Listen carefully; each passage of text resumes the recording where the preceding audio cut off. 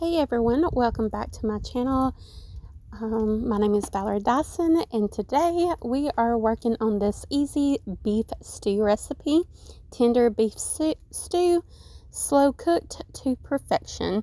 I did get a lot of inspiration, almost copied exactly, basically, off of Simply Mama Cooks' recipe.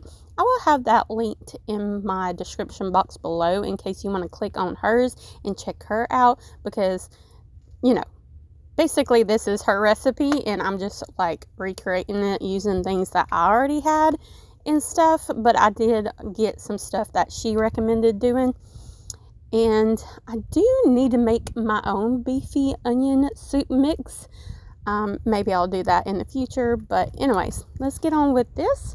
So what you want to do is try to get 3 pounds of beef chuck roast. I don't think this was quite 3 pounds. I think it was under, but yeah. And why it looks brownish already is because it was frozen still in my refrigerator from taking it out and putting it in my refrigerator the day before. So I put it in the oven at 170 for like a couple hours as I cleaned, just to get it unfrozen. And that's why it looks so thin. But you're going to put it in like an inch, like cubes, cut it in there. And you're going to put, what are we putting on this? We are putting like a half teaspoon of salt, a half teaspoon of black pepper, a half teaspoon of dry thyme, which I had ground dry thyme, so that's what I use, but use the regular thyme if you want. Yeah, I'm just mixing it up as I go, which I don't think you had to do that. You can just do it all at once probably, but I did it like she did in her video and it turned out awesome at the end. So, and I used 5 tablespoons of all-purpose flour. Mine looked more moist than hers did. And I have a bigger pot than she had also. I forgot what size this is, but it's brand new. This is the first time I cooked in it, but it worked great. I absolutely love it. I already have a small one, and my bigger one broke because I didn't realize you can't put frozen stuff in there. You have to like de-thaw it and then put it in there. But anyways, I'll have the link to this slow cooker in the description box below too, if you want to check that out, because I will be using it a lot more. But you see me putting in some 2 celery sticks that I cut up. She used the leaves and all basically in hers, but I didn't. I'm not a big celery fan, but I did buy some, and I have the rest in my freezer for later. I could have just used it all, but I didn't. And I'm putting 1 envelope of beefy onion soup mix. And if you're going to use carrots, 3 medium carrots, but I just bought this package you saw right here. It made it easier on myself because I don't really cook.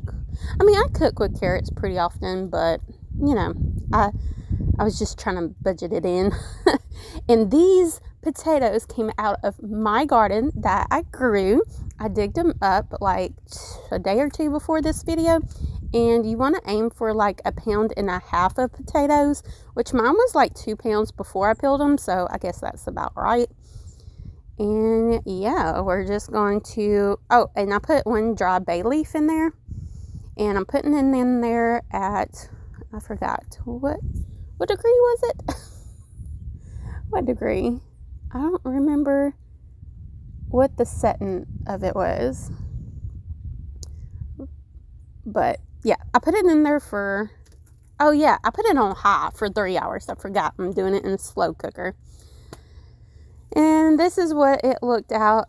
Oh, I forgot to tell you, you can do 3 garlic cloves, or do what I did and just put a tablespoon of garlic, minced garlic in there, of course. But anyways, this is it after 3 hours. Sorry about the steam. It did what it did, but as you can tell, it is pretty moist. I would say you could put some beef broth or something, maybe a quarter of a cup of water in it or something, because mine did get a tad bit, you know, done on the potatoes that was on the crock pot, but it wasn't too bad. As you saw, it was still moist. And I'm going to add in this package of peas. How much peas should you use? 8 ounces of frozen peas, but I'm just using what I had in my deep freeze because this is part of my like challenge of the week, is using my frozen stuff out in my deep freeze. So I'm just putting the whole package in there just to use it up before it's like too frostbitten, because you can see it's got some frost in it. And this is going to add moisture to it too, because, you know, a lot of moisture. And I'm going to cook it for another hour, taking that bay leaf out because it's already done its job and I don't want to lose it. But yeah, it just takes about an hour more. And I didn't add any more liquid, so you're probably fine with not adding liquid. Try to use as less as possible, because this did turn out great at the end. My potatoes pretty much melted in there though. But it was really good. It just kind of got really mushed up at the end. And you can tell I'm putting the timer on for another hour, like I said. Now I am going to turn it to off because we needed to hurry up and eat this. I actually didn't get done in time for my husband to go to work, so he'll have that today, like leftovers. I have a pretty busy day today, so yeah, I probably won't get to making today's food until after he leaves too, because I have like a 2-hour delay at school, plus, you know, a doctor's appointment for one of my kids and stuff. But yeah, this is what it looks like. It was good. I do plan on doing it again. It would be a great go-to slow cooker recipe. You can use a smaller pot. But yeah, I hope you enjoyed. Please don't forget to like, comment, and subscribe. And I will see you buddies on the next video. Bye!